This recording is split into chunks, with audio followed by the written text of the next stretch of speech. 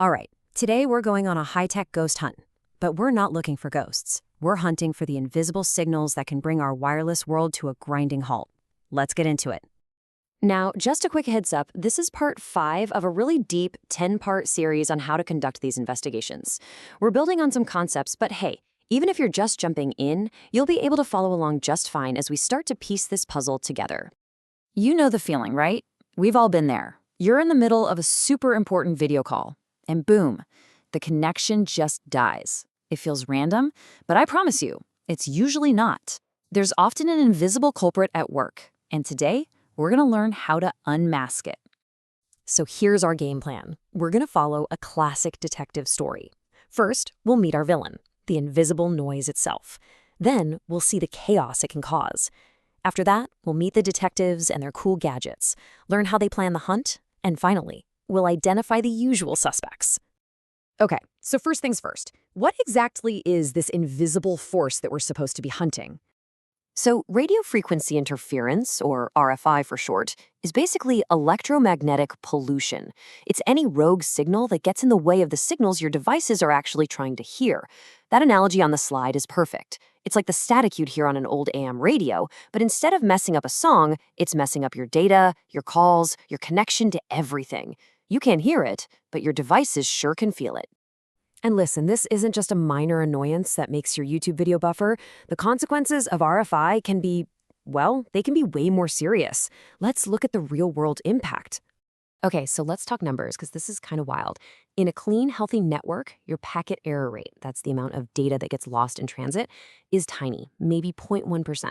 But when you introduce some serious RFI, that can shoot up to over 10%.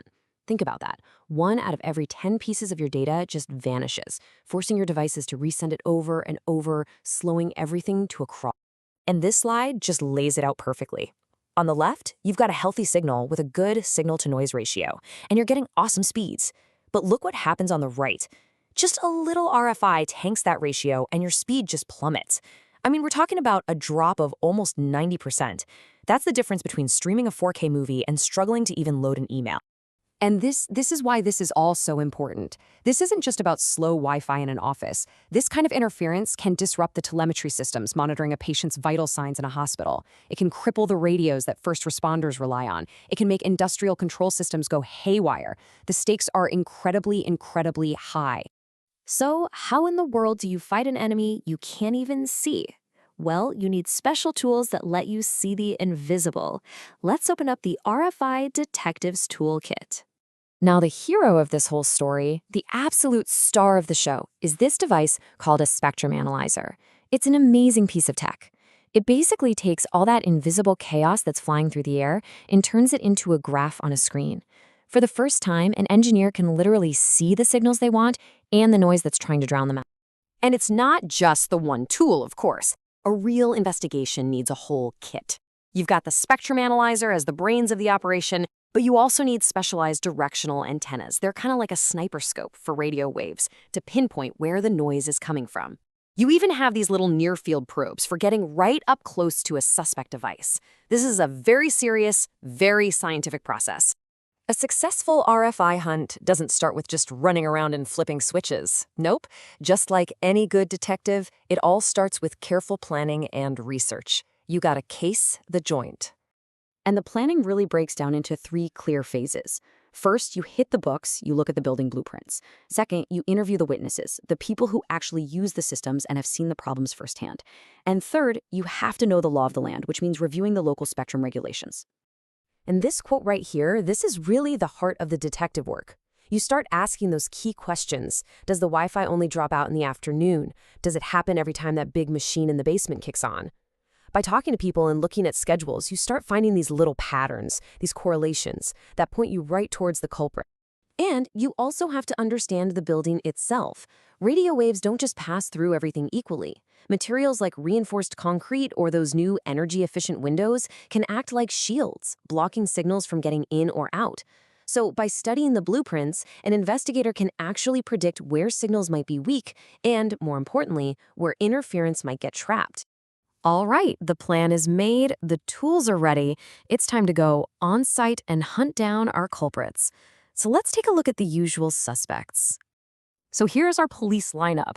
And what's fascinating here is that the biggest offenders usually aren't some secret government jamming device.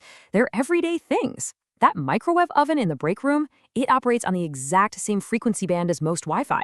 Those new energy-efficient LED lights, the big motors in the HVAC system, even the little power bricks for our laptops, they can all be spewing out invisible noise. And here's one that'll blow your mind. Sometimes the culprit is something you would never suspect. A cheap, poorly shielded USB 3.0 cable can act like a tiny little radio antenna, just broadcasting noise that can totally mess with your Wi-Fi and your Bluetooth connection. It just goes to show you how sensitive this whole wireless ecosystem really is. So once you find the source, the fix can be pretty simple or pretty complex. Sometimes it's just a software change, like telling your Wi-Fi to use a different, cleaner channel. Other times, you might have to install special hardware filters. And in the really extreme cases, you could be talking about major work, like installing specialized shielding in the wall.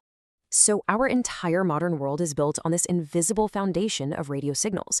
And as we've seen, that foundation isn't always as stable as we think. It really makes you wonder, doesn't it, what invisible noise is interfering with your life, right at this very moment?